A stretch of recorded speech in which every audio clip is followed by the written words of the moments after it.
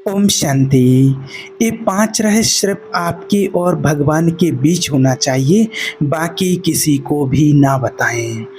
देखिए, कुछ बातें केवल आपके और परमेश्वर के बीच की होती हैं। हम एक ऐसे संसार में रहते हैं जो दिखावे पर चलता है, जहां लोग ध्यान आकर्षित करने के लिए अपनी पूरी ज़िंदगी सबके सामने रख देते हैं। लेकिन भगवान के चुने हुए लोगों को एक अलग मार्ग पर चलना चाहिए। इसलिए ध्यान रहे कि कुछ बातें ऐसी होती हैं जो हमारे और भगवान के बीच होनी चाहिए, क्योंकि जब आप बहुत जल्दी बोलते हैं तो आप उन आवाज़ों को आमंत्रित करते हैं जिन्हें भगवान ने कभी आपके दिल की फुसफुसाहट सुनने के लिए नहीं भेजा था। आपके सबसे पहला है आपके व्यक्तिगत पापों के साथ संघर्ष। देखिए, कभी अगर आपसे गलती हो जाती है, कोई पाप कर्म बन जाता है, तो ऐसी स्थिति में आपको सबके साथ साझा नहीं करना चाहिए। अगर कोई गलती हो जाती है तो वो बातें सिर्फ आपके और आपके भगवान के बीच होना चाहिए। और इसमें भी सबसे पहली बात है कि आपका व्यक्तिगत संघर्ष पाप के साथ हर विश्वास करने वाला व्यक्ति प्रलोभनों टेम्पटेशन का सामना करता है, क्योंकि आज दुनिया में हर कोई किसी न किसी प्रकार का पाप करता है और भगवान की महिमा से रहित हैं। कोई भी इससे अछूता नहीं है, चाहे आपकी आस्था कितनी भी मजबूत क्यों ना हो, चाहे आपने कितने भी वर्षों तक ईश्वर के साथ सफ़र किया हो। शत्रु आपके जो होते हैं वो जानते हैं कि आपके ऊपर कहाँ प्रहार करना है। वह आपकी कमजोरियों का अध्ययन करते हैं, सही समय की प्रतीक्षा करता है और फिर आपके कान में झूठ फुसफुसाता है। जब आप गिरते हैं तो शर्मिंदगी आपका पीछा करती है, जिससे आपको ऐसा महसूस होता है कि आप अब ईश्वर की ओर अपनी आंखें उठाने के भी योग्य नहीं हैं। लेकिन यहाँ एक बड़ा खतरा है, हर किसी को आपके संघर्षों के बारे में पता नहीं होना चाहिए। आज की दुनिया लोगों को प्रोत्साहित करती है कि वे अपनी ज़िंदगी की हर छोटी बड़ी बात सबके सामने रख दें, अपनी कमजोरियों को हर किसी के साथ साझा करें। लेकिन सच्चाई ये है कि कुछ बातें सिर्फ ईश्वर के सामने रखी जानी चाहिए। जब आप अपने संघर्षों को गलत लोगों के सामने प्रकट करते हैं तो आप खुद को आलोचना, गपशप और यहाँ तक कि धोखे के लिए खुला छोड़ देते हैं। कुछ लोग ये दिखावा करेंगे कि वो आपको समझते हैं, लेकिन अपने दिल में वे आपकी कमजोरियों का फ़ायदा उठाने की योजना बना रहे होंगे। कुछ लोग आपके सामने सहानुभूति दिखाएंगे, लेकिन जब वे आपसे दूर होंगे तो वे आपकी असफलताओं की बातें सबको बताएंगे। याद रखें, आपका विश्वास पात्र भी कभी भी आपको धोखा दे सकता है, आपका मित्र भी आपको कभी भी धोखा दे सकता है। आज दुनिया में देख रहे हैं कि अच्छे अच्छे विश्वास पात्र लोगों ने भी धोखा दे दिया। कोई मंत्रियों ने अपने राजा को धोखा दे दिया और राजा को मरवा दिया। इतिहास गवाह है इस चीज़ का, और आज भी हम प्रैक्टिकल देख रहे हैं कि कोई ऐसे भी सीन हम देखने में आते हैं कि प्रॉपर्टी के पीछे भाई भाई को मरवा देता है, पति पत्नी को मरवा देती है, बेटा पिता को मरवा देता है। तो आज हम किस पर विश्वास करें? इसलिए ध्यान रहे कि आपके शत्रु गलत लोगों का उपयोग करेगा ताकि वो आपको और अधिक तोड़ दें, आपकी असफलताओं की याद दिलाते रहें और आपको अपराध बोध और निंदा की जंजीरों में जकड़े रखें। भगवान हमें अपने पापों को स्वीकार करने के लिए कहते हैं, लेकिन सबसे पहले और सबसे महत्वपूर्ण वह स्वीकार होती है ईश्वर के सामने, और किसी के सामने नहीं, ईश्वर के सामने वो स्वीकार करना चाहिए, क्योंकि केवल वही आपके बोझ को समझ सकते हैं। वह आपको दोषी नहीं ठहराते, वो आपको शर्मिंदा नहीं करते, वह आपको माफ़ कर देते हैं और वो आपको पुनः स्थापित करते हैं, आपको शुद्ध करते हैं। बुद्धिमान सलाह काउंसलिंग लेने और अपने संघर्षों को बिना सोचे समझे किसी के सामने रखने में अंतर है। एक भक्तिशाली मार्गदर्शक एक सच्चा विश्वास का व्यक्ति आपको प्रेम और ज्ञान के साथ ईश्वर की ओर वापस ले जा सकता है, लेकिन किसी भी व्यक्ति के सामने अपने दिल को खोल देना आपको और गहरे घाव दे सकता है। पाप को कभी हल्के में नहीं लेना चाहिए, लेकिन ना ही इसे दुनिया के सामने उजागर करने की कोई ज़रूरत है। आज के समय में लोग अपने पापों को सार्वजनिक रूप से प्रकट करने के लिए प्रोत्साहित किए जाते हैं, ताकि वे दूसरों से मान्यता वैलिडेशन प्राप्त कर सकें, बजाय इसके कि वे भगवान के सामने सच्चे मन से पश्चाताप करें। जो कुछ भी आपसे पाप हो जाता है, गलती हो जाती है, तो वो आप भगवान के सामने उसका पश्चाताप करें, तो उससे आपको मुक्ति मिल जाएगी। कुछ लोग अपनी कमजोरियों को गौरव के प्रतीक के रूप में धारण करते हैं, अपने टूटेपन पर घमंड करते हैं, लेकिन अच्छाई की खोज नहीं करते। लेकिन पाप का महिमा मंडल ग्लोरीफाई कभी नहीं किया जाना चाहिए। आपके ही शत्रु आपको ये विश्वास दिलाना चाहते हैं कि पाप को सबके सामने उजागर करना ही आपको स्वतंत्र कर देगा, लेकिन सच्ची स्वतंत्रता भीड़ के सामने अपने पापों को स्वीकार करने में नहीं, बल्कि उन्हें परमात्मा को समर्पित करने में है। इसलिए आपके व्यक्तिगत पाप और संघर्ष सिर्फ आपको परमात्मा के सामने बताए जाने चाहिए, ना कि संसार के सामने। पाप का उद्देश्य आपको अलग थलग करना, पाप आपको अलग थलग आइसोलेट करना चाहता है, आपको ये विश्वास दिलाना चाहता है कि आप अपने संघर्ष में अकेले हैं। लेकिन सच्चाई यह है कि भगवान टूटे हुए मन के निकट हैं। जब आप अपनी असफलताओं को भगवान के सामने लाते हैं, तो आपसे भगवान मुंह नहीं मोड़ते, आपको गले लगाते हैं, आपको क्षमा करते हैं, आपको सामर्थ्य देते हैं कि आप पाप पर विजय पा सकें। कई लोग इसलिए गिर जाते हैं क्योंकि उन्होंने मनुष्यों की मान्यता को भगवान की दया से अधिक महत्वपूर्ण समझा। उन्होंने ऐसे लोगों पर भरोसा किया जिनके हृदय में ईश्वर का प्रेम ही नहीं था। आप अपने संघर्षों को कहाँ साझा करते हैं, इस बारे में बुद्धिमान बने। हमें ईश्वर पर पूरा भरोसा होना चाहिए, और जब आप सच्चे मन से भगवान के सामने पश्चाताप करते हैं, तो आपके पाप नष्ट होने लगते हैं। दुनिया याद रख सकती है आपके पापों को, लेकिन ईश्वर आपका पूरा इतिहास साफ कर देते हैं। दूसरा है आपके विश्वास की यात्रा की गहराई। जीवन में कुछ क्षण देखिए ऐसे होते हैं जिन्हें साझा किया जाना चाहिए। गवाही जो दूसरों को प्रोत्साहित करें, सीखें लेसन्स जो बुद्धि प्रदान करें। लेकिन कुछ पवित्र अनुभव, देवीय मुलाकातें और व्यक्तिगत प्रकाशन केवल आपके, हमारे और सिर्फ परमात्मा के बीच ही रहना चाहिए। आपके विश्वास की यात्रा की गहराई हमेशा समझाई नहीं जा सकती और ना ही हमेशा साझा की जानी चाहिए। कुछ बातें इतनी पवित्र होली होती हैं कि उन्हें मनुष्यों के शब्दों में व्यक्त करना संभव नहीं होता।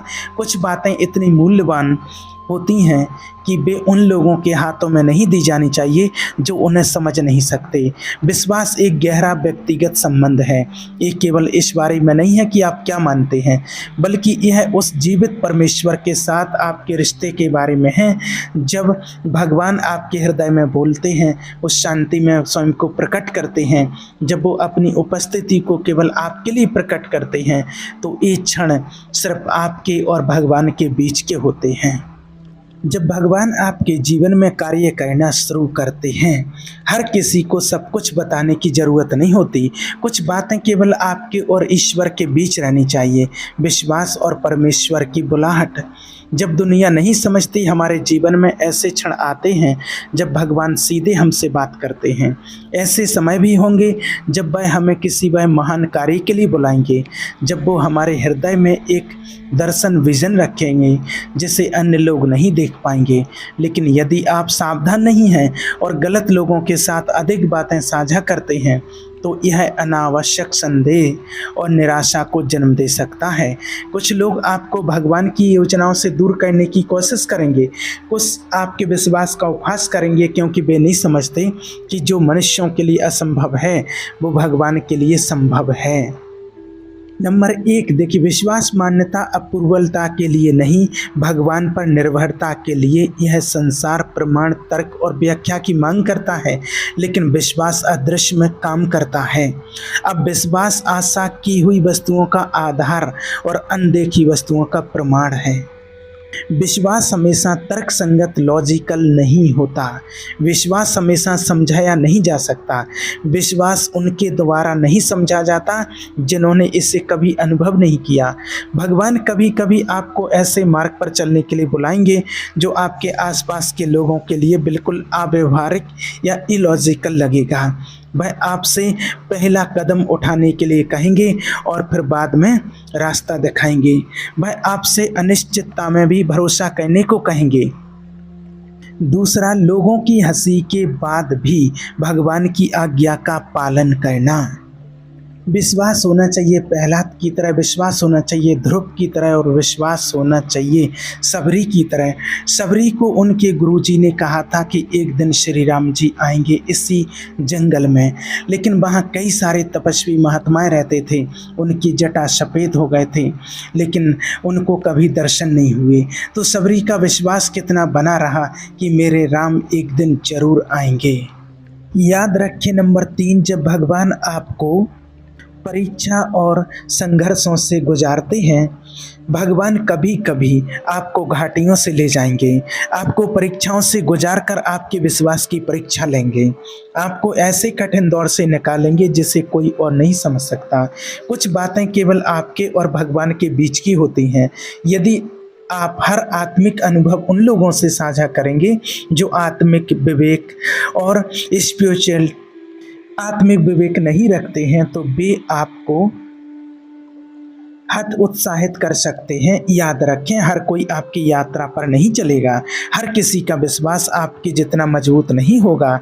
कुछ लोग डर, संदेह और मानव बुद्धि की सीमाओं में ही कार्य करते हैं। जब आप अविश्वासियों से बहुत अधिक साझा करते हैं तो आप उनके संदेह को अपने हृदय में जड़ जमाने का अवसर देते हैं, क्योंकि वो भगवान को जानते नहीं, भगवान में उनकी आस्था नहीं, मेरे शिव बाबा में जिनका विश्वास नहीं। जब आप लोगों की राय पर अधिक ध्यान देते हैं, मनुष्यों की स्वीकृति, अप्रूवल को ईश्वर से अधिक प्राथमिकता देते हैं, तो आपका विश्वास डगमगाने लगता है। और आपको नीचा दिखाने वाले यही चाहते हैं, वे लोगों के शब्दों को उपयोग करेंगे ताकि आप संदेह करने लगें। वो आपके हृदय में अविश्वास के बीज बोएंगे और वो ये सोचने पर मजबूर कर देंगे आपको कि आप मूर्ख हैं जो विश्वास कर रहे हैं। लेकिन विश्वास का अर्थ दुनिया की बुद्धि पर निर्भर रहना नहीं, विश्वास का अर्थ उस भगवान पर भरोसा करना है जो इस पूरी सृष्टि को नियंत्रित करता है। नंबर 5वां है, जब भगवान आपको कुछ छोड़ने के लिए कहते हैं, भगवान कभी कभी आपसे वो छोड़ने को कहेंगे जिसे आपने हमेशा जरूरी समझा था। आपको अज्ञात अननोन में कदम रखने को कहेंगे बिना पूरी योजना बताए। आपको ऐसे संघर्षों से गुजारेंगे जो आपको परिशुद्ध रिफाइन करें। ये क्षण गहरे व्यक्तिगत होते हैं, इन्हें हमेशा साझा करने की आवश्यकता नहीं होती, क्योंकि हर कोई समझ नहीं सकता। नंबर 6, देखिए कुछ अनुभव शब्दों से परे होते हैं। देखिए कुछ आत्मिक अनुभव इतने पवित्र होते हैं कि वे तर्क से परे होते हैं, इतने गहरे होते हैं कि वे संसार के साथ साझा नहीं किए जा सकते, इतने दिव्य होते हैं कि केवल आपके और भगवान के बीच होते हैं। निष्कर्ष, जो भगवान ने आपको दिया है उसे हर किसी के साथ साझा ना करें। यदि भगवान ने आपको एक दर्शन दिए हैं तो हर किसी से मान्यता पाने की आवश्यकता नहीं है। यदि भगवान आपको कुछ करने के लिए बुला रहे हैं तो दूसरों के संदेश से प्रभावित ना हो। यदि भगवान आपसे एक गहरी यात्रा पर चलने को कह रहे हैं तो आपको हर किसी को स्पष्टीकरण देने की ज़रूरत नहीं, क्योंकि विश्वास देखे हुए पर नहीं परंतु अनदेखे पर चलता है। इसलिए जब भगवान आपको बुलाएं तो संसार की अपेक्षाओं को छोड़कर केवल उसकी आज्ञा का पालन करें। जब भगवान की योजना आपके लिए व्यक्तिगत होती है, हर चीज़ साझा करने के लिए नहीं होती। हर दिव्य अनुभव सभी के लिए प्रकट करने योग्य नहीं होता है। इस बात को अच्छे से समझना। कभी कभी भगवान जो कुछ भी आपके जीवन में कर रहे हैं वह केवल आपके और उनके बीच होता है। नंबर 1, जब भगवान आपको अलग करते हैं, भगवान कभी-कभी आपको अलग करेंगे। आपको बुलाएँगे कि आप गहरे जल में उतरें, आपको ऐसी स्थिति में डालेंगे जहाँ केवल वही आपका सहारा हो। लोग समझ नहीं पाएँगे कि आप इतने समर्पित क्यों हैं, आप इतनी प्रार्थना क्यों करते हैं, आप समझौता करने से क्यों इनकार करते हैं, आप असंभव परिस्थितियों में भी भरोसा क्यों रखते हैं। लेकिन विश्वास लोगों की समझ के लिए नहीं होता, ये जीने के लिए होता है। नंबर 2, भविष्य की योजनाएं और परमेश्वर की बुलाहट।